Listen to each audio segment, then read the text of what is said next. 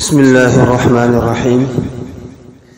کفن پر بسم اللہ شریف یا کلمہ طیبہ لکھنا جائز ہے یا ناجائز، اور اگر جائز ہے تو کس حد تک جائز ہے، اس کے بارے میں آپ کو بتلاؤں گا۔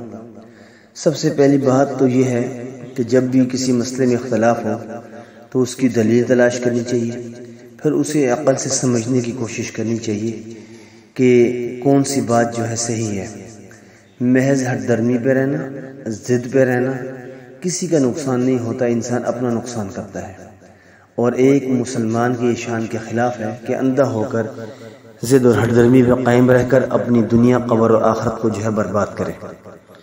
مسلمان کی شان یہ جب بھی اختلاف ہو، اللہ اور اللہ کے رسول کے فرامین کو تلاش کرے، اصحاب رسول اولیاء کرام کی اتباع کرتے ہوئے اپنے مسئلے کا حل کر لے۔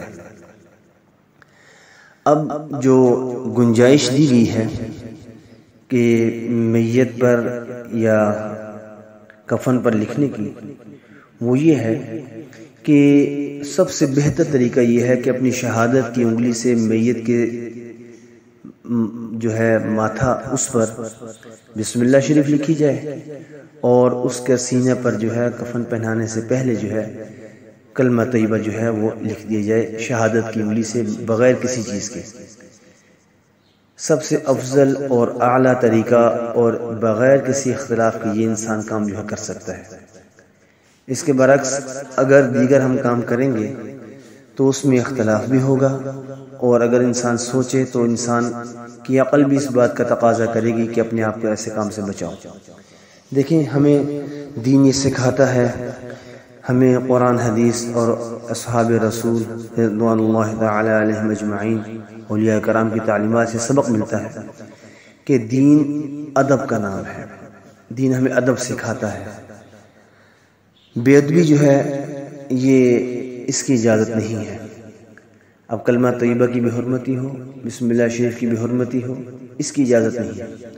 اور ہم سب کو معلوم ہے کہ قبرستان میں بس اوقات قبروں کی کھدائی کے دوران پرانی قبر جو ہے نکل آتی ہے تو محض کچھ ہڈیاں وغیرہ جو ہے بس وہی باقی ملتی ہیں۔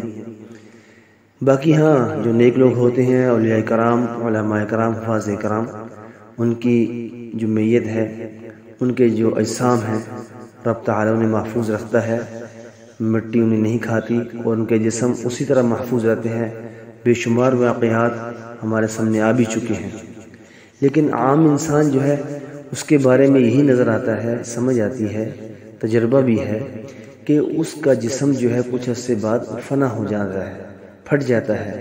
ایک بار جسم پھٹے گا تو غلاظ وغیرہ بھی ساری باہر آئے گی، اور وہ کرتے کرتے جو سارا جسم انسان کا مٹی میں چلا جاتا ہے، مٹی بن جاتا ہے۔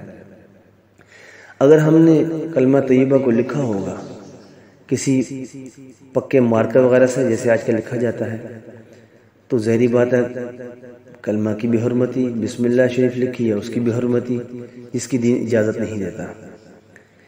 تو لہٰذا ان باتوں سے اپنے آپ کو بچانا چاہیے، اور برکت کے لیے جو شہادت کی انگلی ہے اس سے بغیر کسی چیز کے ساتھ جو ہے لگائے، سادہ انگلی کے ساتھ ماتھے پر بسم اللہ اور اس کے سینے پر کلمہ شریف لکھ دی جائے، یہی برکت کے لیے کافی ہے۔ اس میں کسی چیز کی بھی حرمتی بھی نہیں ہوگی، بے ادبی بھی نہیں ہوگی، اور کوئی اختلاف بھی نہیں کر سکے گا۔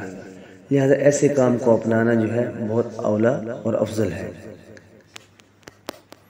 اور ہمارے ہاں آج کل تو کام بہت آگے بڑھ چکا ہے کہ پکے مارکر وغیرہ سے جو کفن پہ لکھائی ہوتی ہے، اور کفن کا جو سامان لایا جاتا ہے اس میں پکا مارکر ساتھ ملتا ہے۔ اس سے اپنے آپ کو بچانا چاہیے، ضد اور ہٹ درمی پہ قائم نہیں رہنا چاہیے، بلکہ کام وہ کرنا چاہیے جس میں اپنا فائدہ ہو، میت کا فائدہ بھی ہو۔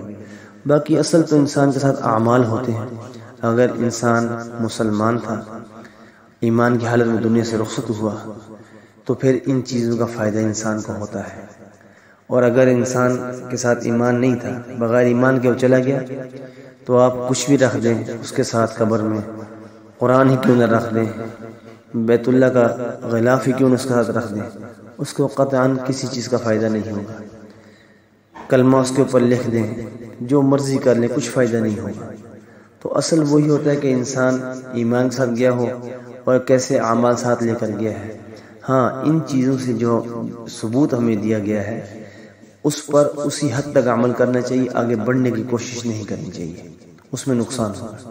بہرحال خلاصہ میری بات کرنے کا یہی ہے کہ کلمہ طیبہ اور بسم اللہ شریف کی بے حرمتی سے بھی اپنے آپ کو بچانا ہے، اختلاف سے بھی اپنے آپ کو بچانا ہے، اور برکت کو حاصل کرنے کے لیے محض سادہ انگلی شہادت سے اس کے ماتھے پر بسم اللہ اور اس کے سینے پر میت کے کلمہ طیبہ لکھ دیں اور برکت کو حاصل کر لے، میت کے لیے یہی کافی ہے۔ اللہ ہمیں سمجھ و عمل کی توفیق عطا فرمائے۔